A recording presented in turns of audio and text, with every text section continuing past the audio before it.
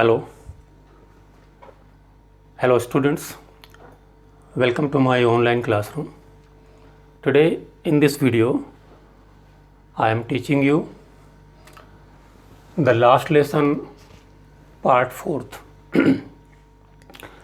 In my second and third part, I have explained the lesson from page number 2, 3, 4 and 5. This part is beginning from page number 5, last paragraph onwards. As I have requested you at the time of watching my video, please keep your book open, hold one pencil also and follow me line by line. Okay, let's start part 4th. Before it, little bit recapitulation I will do that when Mr. Hamel came to know that students and even villagers are not also able to write and speak their language perfectly, then he is telling that for that not only students but their parents and he himself is also responsible. Afterward, what is happening we will know in part number 4. Please follow me from here. Then from one thing to another, M. Hamel went on to talk of the French language, saying that it was the most beautiful language in the world. And one after another, many things he told regarding their French language, and he added one more thing, that it was the most beautiful language in the world.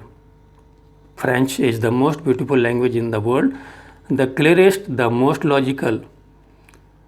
It is very clear and logical also that we must guard. That we must guard means we must protect their language, because you know that the right to speak their language has been taken off from the French people. So here the writer is suggesting that they must guard their language, protect their language, save their language, it among us and never forget it, because when a people are enslaved, as long as they hold fast to their language, it is as if they had the key to their prison. Here one thing he is suggesting, when the people of some country were made slave, at that time their language is only the key to come out of from this slavery. This is the key to come out of from the prison. So here he is saying that they must hold fast, means here hold tight, here mean to know they should not forget their language. In any condition, they should try to speak and learn their language. This is the meaning of hold fast here to their language, and the language will support them to come out from the slavery. Then he opened grammar and read us our lesson. I was amazed to see how I understood it. All he said seemed too easy, so easy, I think too, that I had never listened so carefully and that he had never explained everything with so much patience. That day what Mr. Hamel was teaching, everything Franz was able to understand. And one more thing he noticed that day Mr. Hamel was also showing great patience to teach his lesson. It seems almost as if the poor man wanted to give us all he knew before going away, and to put it all into our heads at one stroke. Dear student, you underline these lines. These are important lines. These lines can be asked as your extract question. Here what Hamel is doing, writer is telling that day he wanted to make his student to know all the things what did he know, and in one stroke only, in one shot only, all the things he wanted to give to his student. After the grammar, we had a lesson in writing. After grammar lesson, first period was grammar and next period was for writing. That day Hamel had new copies.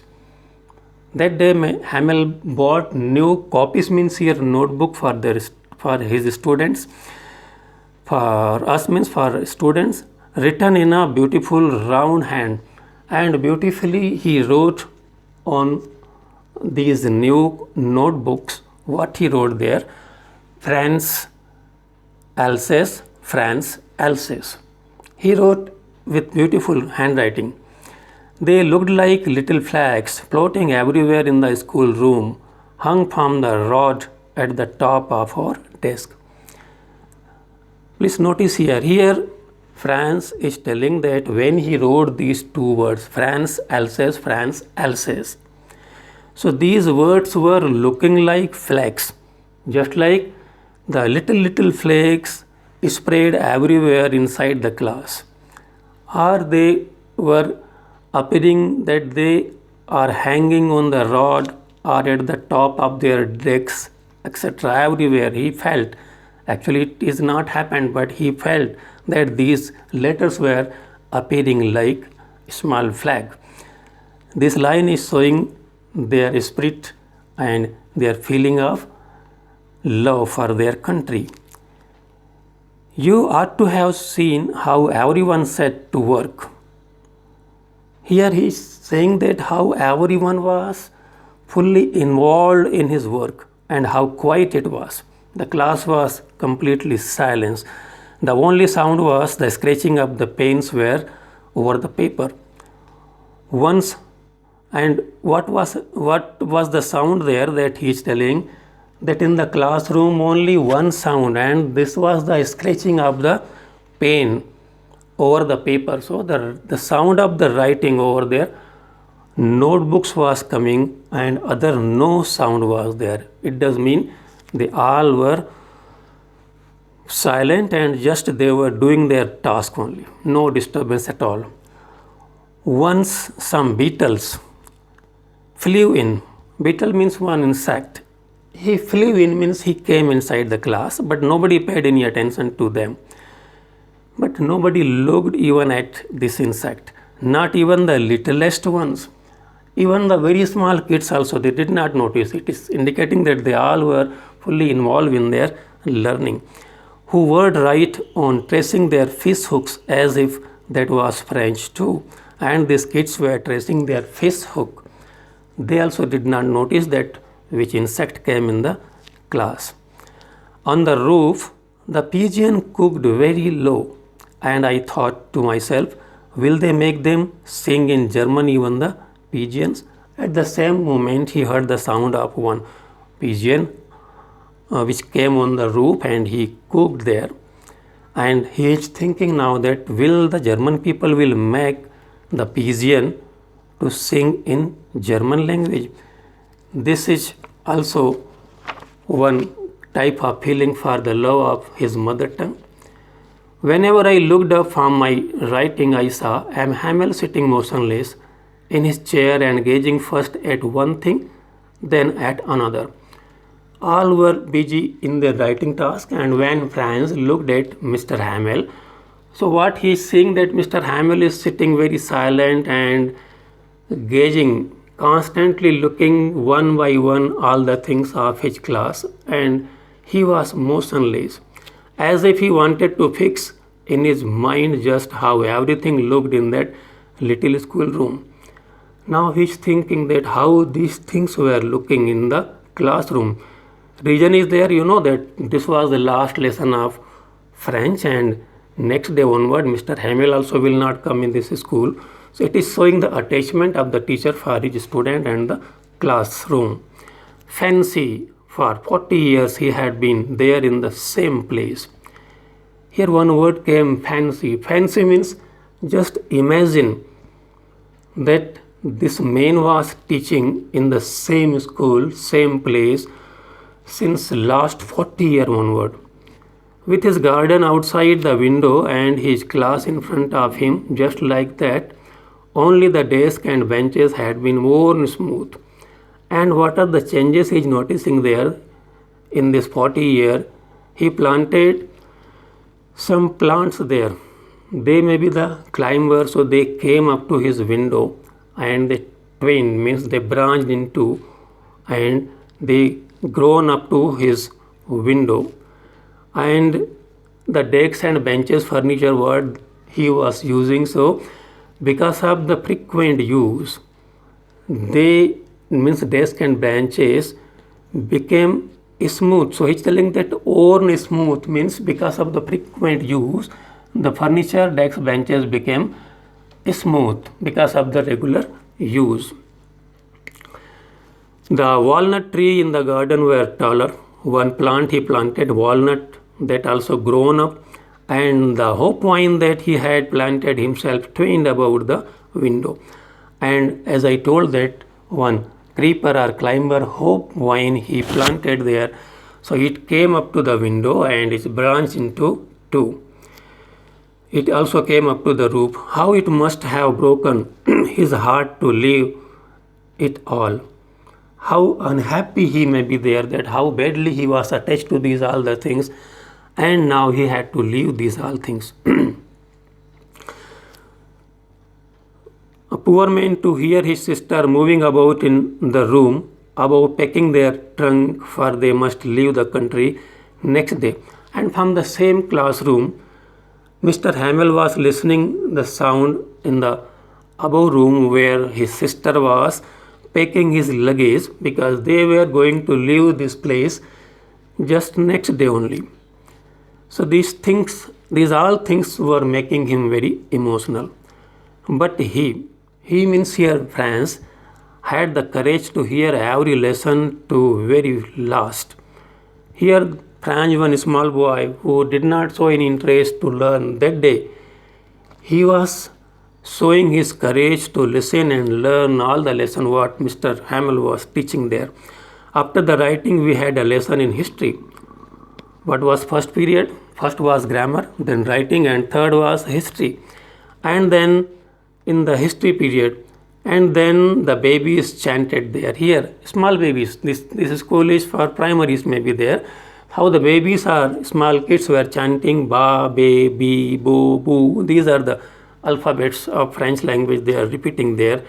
Down there at the back of the room, these all sound, or in this way they are learning. And down at the back of the room, in the last benches, who are sitting in the last benches? The villagers. Old Hauser had put on his spectacles and holding his primer in both hands, spelled the letter with them. The old man also chanting these letters ba, be, bi, bo like small kids. You could see that he too was crying. He also very emotional. He was also crying like a small baby. His voice trembled with emotion. He was unable to speak clearly. His voice was trembling, and it was so funny. But here kids were taking as funny because one old man was chanting ba, baby, bo, boo. So it may be the matter of laughing, but and the one more matter was for crying also, because both things are mingled here. To hear him that we all wanted to laugh and cry. So this is the fine mingling of laughing and crying. Oh, how well I remember it, that last lesson. And now he's telling that how nicely he learned all the things in this last period of French. All at once, one church clock struck 12. Then the Angelus. At the same time, church bell rang there. Then the Angelus means church bell, sounded. At the same moment, the trumpets of the Persian returning from drill. Trumpets means the sound of some instrument. With this sound, they came to know that now Persian soldiers, those who went for drilling, they were returning from their drill. This sound was coming up to their window. Sound under our windows, the sound was coming through this window to this class. Hamel stood up. Mr. Hamel also stood there, very pale in his chair. He was looking very pale, means very dull, sad. I never saw him look so tall. That day I noticed that how tall his teacher was there. My friend said I put something choked, and when he stood and he was trying to speak something, and as he started I babbled this word, and he told that but something choked, his voice was choked, he was unable to speak, he could not go on, means he could not speak anything. Then he turned to the blackboard like this, he moved toward the board, took a piece of chalk, and bearing on with all his might, he wrote as large as he could. He collected his all energy, his power, because he became very pale and dull, and he tried to write as large as he could, and he wrote there, Vive la France. Vive la France.